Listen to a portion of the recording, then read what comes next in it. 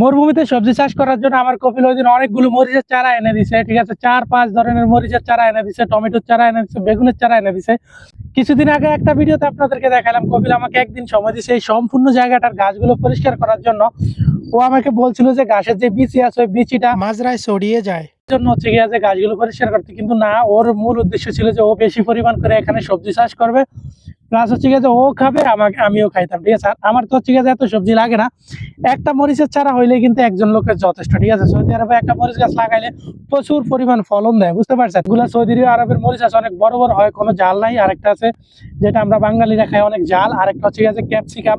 এরকম মোট 4-5 ধরনের মরিচের চারা এনে দিছে। ঠিক আছে, পরে এগুলো এই যে দেখেন পুরোটাতে আমি লাগাইছি সব মরিচের চারা আর মরিচের চারা। এত মরিচ আমি জানি না ও এত মরিচ দিয়ে কি করবে। ঠিক আছে, টমেটোর চারা এনে দিচ্ছে মনে হয় 15-20টা, আর বেগুনের চারা এরকম 15-20টা, কিন্তু মরিচের চারা ও একদম পুরা মাজরা ভরে এলাইছি, বুঝতে পারছেন, এত পরিমাণ মরিচের চারা রয়েছি। তো আমাকে বলছে যে এগুলাকে একটু ডাব সার দেওয়ার জন্য। তো আমি এখন হচ্ছে গিয়ে আজকে ডাব সার দিব। প্রথমে হচ্ছে গিয়ে যে আমি আমার রাজপ্রাসাদ থেকে আমার ডাবের বস্তাটাতে একটা বালতিতে করে ডাবগুলো ঢেলে হচ্ছে গিয়ে যে এখানে ছিটিয়ে দিব। আগের ভিডিওতে কমেন্ট করেছে এমডি ইব্রাহিম ভাই, আমি হবিগঞ্জ থেকে দেখছি, আপনার সব ভিডিও সব সময় দেখি। সজীব খান শুভ লেখছে সৌদি আরব খামিজ থেকে। এমডি রফিকুল লেখছে ভাই আমি সৌদি আরব তায়েব থেকে আপনার ভিডিও দেখি। এম এস ইমরান হোসেন লেখছে চাঁদপুর জেলা সারাস্তি থানা। শিয়াব খান লেখছে রংপুর থেকে। ইয়াসিন মিয়া লেখছে ঢাকা সাভার থেকে। এমডি হাফিজ লেখছে আমি দেখছি গাজীপুর থেকে, আপনার ভিডিও অনেক ভালো লাগে। কাজী মুস্তফা দেখছে ইটালি থেকে। সুমন রায় লেখছে ইন্ডিয়া আসাম থেকে। আপনি কোথায় থেকে ভিডিওটি দেখছেন অবশ্যই কমেন্ট করুন, পরবর্তী ভিডিওতে আপনার কমেন্টটি পড়ে শোনানো হবে। দেখেন এগুলা সব মরিচের চারা, কি পরিমাণ মরিচের চারা দেখেন না দিছে। এগুলা সব মরিচের চারা, বুঝতে পারছেন। একদম পুরা মরিচের চারা, এই দেখছেন সব মরিচের চারা। খালি এই যে অল্প কয়টা টমেটোর চারা, এই যে দেখেন এই একটা সিরিয়াল শুধু টমেটোর চারা। ঠিক আছে, আর সব এই যে সব নানান ধরনের মরিচের চারা এনে দিছে। আমি যেহেতু একটু পানি দিছিলাম, এই জায়গাটা অনেক নরম।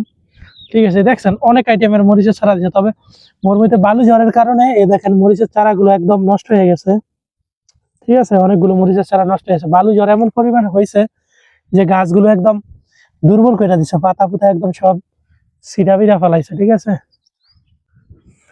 এইটা কি গাছ বলতে পারবেন? এই দেখেন এটা হচ্ছে আমি ইয়ে গাছ রুইলাম, এই ছোলা বুট আছে না, ছোলা বুট রুইলাম। এই দেখেন একটা ছোলা বুট ধরছে।